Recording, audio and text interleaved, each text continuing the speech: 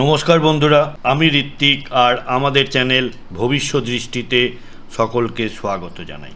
বন্ধুরা, আজকে আমরা আলোচনা করব ধনু রাশির সেপ্টেম্বর 2025 সালের রাশিফল নিয়ে।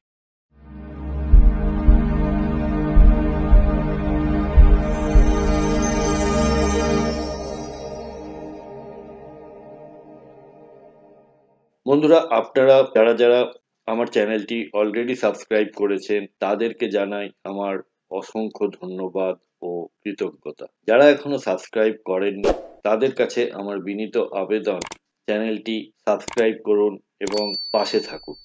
বন্ধুরা, সেপ্টেম্বর মাস মানেই হলো শারদীয়ার শুভ সূচনা, আর এই মাসে আমরা সেলিব্রেট করব বিশ্বকর্মা পূজা এবং বাঙালির সবথেকে বড় উৎসব দুর্গা পূজা। তার মধ্যে আরও রয়েছে, এই মাসেই রয়েছে চন্দ্রগ্রহণ এবং সূর্যগ্রহণ।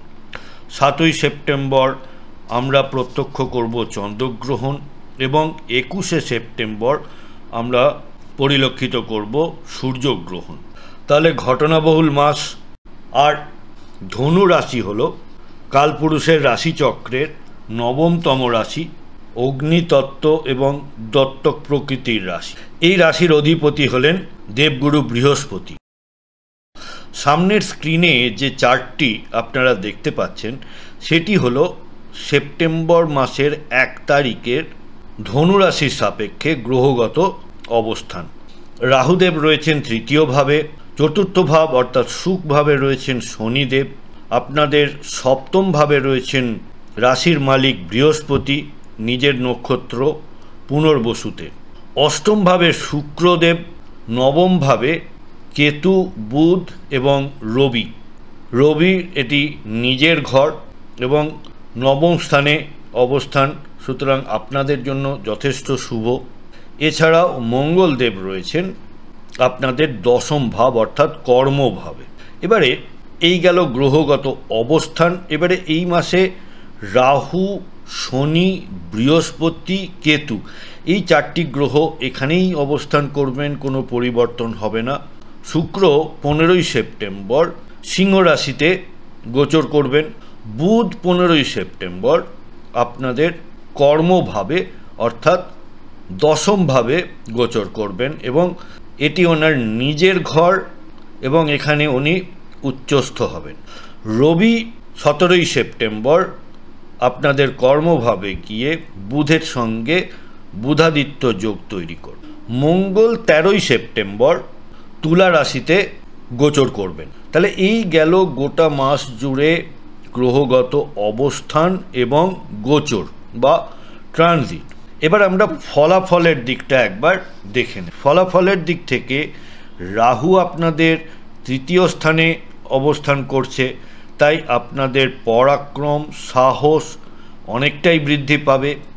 এছাড়া যেটা খুব ভালো রেজাল্ট দেবে সেটা হলো আপনাদের কমিউনিকেশন স্কিল এবং আপনাদের কানেকশন নতুন তৈরি করাকে ত্বরান্বিত করবে।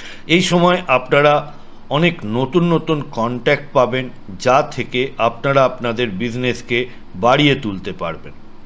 যারা বেশ কিছু সময় ধরে চিন্তাভাবনা করছিলেন যে চাকরিটা এবার ছেড়েই দিই, নিজের কিছু শুরু করা যাক, হয়তো এটাই আপনাদের জন্য বেস্ট সময় নিজের কিছু শুরু করার।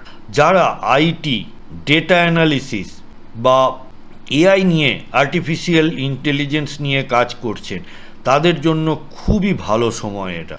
আর যারা ভাবছিলেন যে সোশ্যাল মিডিয়াতে এবারে আপনাদের চ্যানেল একটা স্টার্ট করবেন, সেটা ইউটিউব হোক বা ফেসবুক হোক, যেখানে অনেক লোকে আপনাকে দেখবে, তো এইটা কিন্তু আপনাদের জন্য খুব ভালো সময়।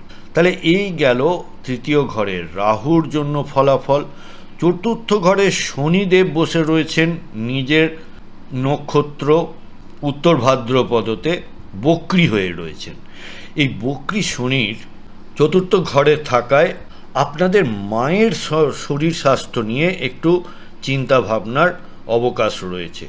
শরীর স্বাস্থ্য খারাপ হতে পারে বা মায়ের সাথে আপনার সম্পর্কর অবনতি হতে পারে, এই দুটোই আপনাদের যথেষ্ট চাপে রাখতে পারে। শনির তৃতীয় দৃষ্টি আপনাদের ষষ্ঠভাবে পড়ায় আপনারা গুপ্ত শত্রু বা শত্রুদের থেকে কিছুটা রেহাই পেতে পারেন।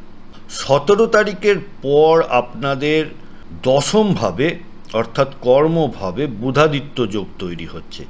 তাই যারা সরকারি চাকরির জন্য প্রস্তুতি নিচ্ছেন তাদের জন্য কিন্তু এটা বেশ ভালো সময় এবং একটা সুখবর হয়তো আসতেই পারে। আবার যারা চাকরি পরিবর্তন করতে চাইছেন তাদের জন্যও কিন্তু সময়টা ভালো, অর্থাৎ কর্মভাব আপনাদের জন্য যথেষ্ট ভালো এই মাসে। দেবগুরু বৃহস্পতি সপ্তমে অবস্থান করায় আপনাদের সব দিক থেকে রক্ষা করবেন এবং আপনাদের দাম্পত্য জীবন সুখেরই থাকবে। স্বামী স্ত্রীর মধ্যে ভুল বোঝাবুঝির অবসান হতে চলেছে। ধনুরাশির মানুষ কখনো কখনো এই সময়টায় একটু বেশি ইমোশনাল হতে পারেন। আবার মানুষ আপনাদের মধ্যে কিছুটা উদারতাও বৃদ্ধি পেতে লক্ষ্য করা যাচ্ছে, অর্থাৎ আপনারা মানুষকে চট করে ক্ষমা করে দিতে পারেন, আপনারা মানুষকে চট করে দান করতে পারেন। তো এই ধরনের পরিস্থিতি এইখানে লক্ষ্য করা যাচ্ছে। বিজনেস পার্টনারশিপের জন্য সময়টা আপনাদের যথেষ্ট ভালো। যারা পার্টনারশিপে নতুন কিছু কাজ করতে চাইছেন বা নতুন কিছু করার কথা ভাবছেন বা নতুন পার্টনার খুঁজে কাজ শুরু করবেন বলে ভাবছেন তাদের জন্যও কিন্তু সময়টা যথেষ্ট ভালো। আপনাদের একাদশপতি শুক্র আপনাদের নবমে প্রবেশ করছেন এবং কেতুর সাথে মিলিত হচ্ছেন 15ই সেপ্টেম্বর। শুক্র কেতুর সংযোগের একটা খারাপ দিক হলো যে অনেক সময় বিষক্রিয়া লক্ষ্য করা যায়। তাই খাবার দাবার বা ওষুধপত্র খাওয়ার সময় খুব সচেতন থাকার পরামর্শ রইল। ভুল ট্রিটমেন্টের সম্ভাবনাও থেকে থাকছে, তাই প্রয়োজন মতো যে কোনো ট্রিটমেন্টের ক্ষেত্রে সেকেন্ড ওপিনিয়ন যদি নিতে হয় তাহলে আপনারা কিন্তু অ্যাভেল করতেই পারেন। এছাড়াও যারা বিবাহযোগ্য বা যোগ্যা রয়েছেন তাদের কিন্তু এই সময় বিয়ের স্থির হওয়া বা বিয়ে হওয়ার একটা যোগাযোগও লক্ষ্য করা যাচ্ছে। নতুন ব্যবসা বা ব্যবসা সম্প্রসারণের ক্ষেত্রেও কিন্তু সময়টা যথেষ্ট ভালো। মাসের দ্বিতীয় ভাগে মঙ্গল যখন 13ই সেপ্টেম্বর আপনাদের একাদশভাবে গমন করবেন তখন আপনাদের মধ্যে উচ্চাকাঙ্ক্ষা আরও বেশি প্রবল হয়ে উঠতে পারে এবং আপনারা আপনাদের সোশ্যাল সার্কেলে বা বন্ধু মহলে আপনারা বেশ জনপ্রিয় এবং বেশ পাওয়ারফুল হতে দেখা যাচ্ছে। এই সময় অনেকেই আপনার মতামতকে যথেষ্ট গুরুত্ব দিয়ে দেখবে এবং আপনাকে যথেষ্ট সম্মান এবং ভ্যালু প্রদান করবে। তাহলে বন্ধুরা, এই ছিল ধনুরাশির জাতক জাতিকাদের সেপ্টেম্বর 2025-এর রাশিফল। ধনুরাশির জাতক জাতিকাদের সেপ্টেম্বর মাস খুব ভালো কাটুক, আপনারা দুর্গা পুজো এনজয় করুন, এই শুভকামনা নিয়েই আমার প্রতিবেদন এখানে শেষ করছি। যদি প্রতিবেদনটি ভালো লেগে থাকে তাহলে প্লিজ একটা লাইক করবেন আর আত্মীয় স্বজন বন্ধু বান্ধবের সাথে শেয়ার করতে ভুলবেন না। সাথে থাকার জন্য অনেক ধন্যবাদ।